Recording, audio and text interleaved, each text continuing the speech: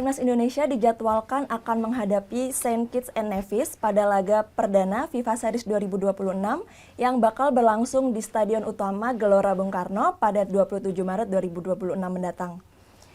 Pertandingan ini juga sekaligus menjadi debut panas dari John Hartman sebagai pelatih baru Timnas Indonesia. Nah, Bung Ferdian, bisa dikatakan nih laga besok ini bakal ditunggu-tunggu banget gitu sama fans Garuda, kan. Betul. Kira-kira seberapa besar sih tekanan buat John Hartman di laga besok ini?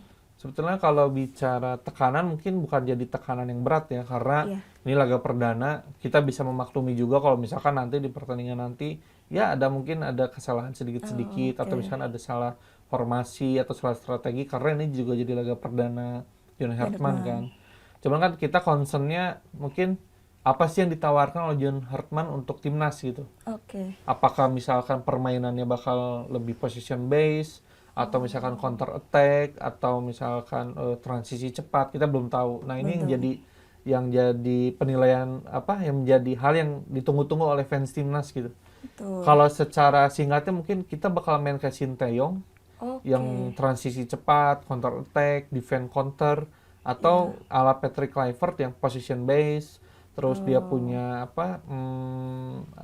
penguasaan bola yang kuat, atau mau seperti apa gitu. Nah itu yang bakal kita tunggu di FIFA Series nanti. Tapi menurut Bung Ferdian, John Hartman bakal yang seperti apa nih? Gaya Sinteyong atau gaya Patrick Kluivert nih? Kalau lihat dari sebelum-sebelumnya dia maksudnya di timnas Kanada gitu, dia sebetulnya lebih dekat ke Sinteyong. Cuman mungkin ada beberapa perubahan dikit-dikit ya, karena kan strategi pelatih satu dengan strategi pelatih yang lain kan beda-beda. Nah kalau di John Hartman dia kan lebih ke defense counter, kemudian juga penguasaan bolanya cuman memang lebih menggunakan defense counter, dan itu yang jadi kekuatan sebenarnya timnas Indonesia selama era Sinteyong kan.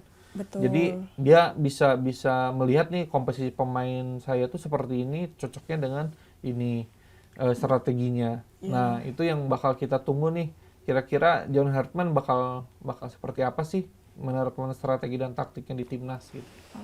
Nah bicara FIFA Series besok ini juga ada kabar buruk nih. Beberapa pemain kan ada yang absen nih. Ada sekitar 6 pemain kalau nggak salah. Ada Tom Haye, ada Marcelino Ferdinand. Nah melihat absennya pemain ini gimana sih? Apakah bakal membuka peluang taktik baru atau gimana nih menurut Bung Ferdian? Kabar terakhir ada 6 ya. Ada 6. Tom Haye, kemudian Sen Patinama, keduanya kena sanksi FIFA kan. Iya, betul. Kemudian ada Marcelino, Asnawi, Arhan, itu cedera. Cedera, kalau tidak salah ACL dah. Yang Asnawi sama Arhan itu ya. Yang sampai operasi itu. Sampai operasi ya. Balik ke pertanyaan tadi, ini juga membuka peluang buat John Hartman memanggil pemain-pemain baru atau wajah-wajah baru, atau pemain-pemain yang sebetulnya udah pernah masuk timnas tapi sempat menghilang dan bisa kembali lagi gitu. Nah, salah satu yang ditunggu mungkin ada Elkan Bagot. Betul. Anak hilangnya timnas Indonesia. Anak hilang itu. Elkan Bagot di Ipswich Town di Inggris mungkin tidak banyak bermain, tapi kita tahu kualitasnya dia seperti apa di timnas. Itu bisa jadi salah satu opsi yang bisa dipanggil juga oleh John Hartman untuk mengisi posisi lini belakang, karena Asnawi kan lini belakang juga hilang, Pratama Arhan, Sen Patinama juga hilang. Kemudian di lini tengah kita kehilangan salah satu konduktornya timnas gitu, ada Tom Haye. Itu jadi salah satu kehilangan terbesarnya juga John Hartman, karena secara kemampuan, secara kualitas bukannya meragukan pemain lain, tapi belum ada yang sekelas dengan Tom Haye. Nah ini jadi salah satu PR juga karena di kita di Super League ini belum ada pemain yang levelnya mencamai Tom Haye. Makanya ini bakal menarik banget nih. John Hartman bakal bermain, apakah bakal mengganti pemain Tom Haye atau mengubah strategi karena tidak ada Tom Haye. Nah, termasuk juga Marcelino Ferdinand. Mungkin kalau Marcelino Ferdinand kita bisa melihat ada di dirinya Beckham Putra misalkan, atau pemain-pemain lain yang memang punya skill tidak jauh dari Marcelino Ferdinand gitu. Nah ngomongin Tom Haye ini agak menarik nih. Tom Haye kan di gelandang kita. Betul. Nah, sebenarnya kan opsinya John Hartman nih banyak nih. Kayak ada mungkin Nathan Chuaon, ada Ivar Jenner. Tapi menurut Bung Ferdian, siapa sih yang paling layak menggantikan profesor kita di lini tengah? Tengah. Betul.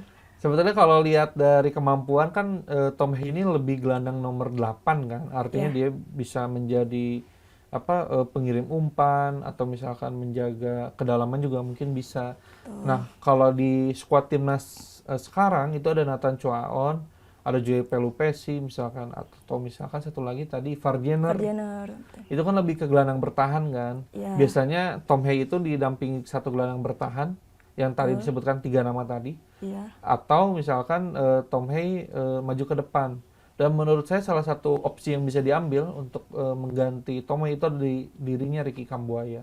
Oke, Ricky Kambuaya mungkin memang secara permainan berbeda dengan Tom Hea yang mengandalkan skill individu, kemudian juga eksploitivitas tinggi gitu. Dia bisa tiba-tiba meledak dengan tendangannya, dengan umpan-umpannya. Nah, kalau Tom Hea ini kan sementara Tom Hea ini dia kemampuannya passing, jarak jauh, mengendalikan permainan, mengorkestrasi permainan gitu. Nah, cuman kalau dengan Ricky Kambuaya ini jadi salah satu opsi yang menarik juga karena ketika timnas bermain di era Sinteyong dulu, Ricky Kambuaya ini menjadi pemain yang sangat diandalkan oleh Sinteyong.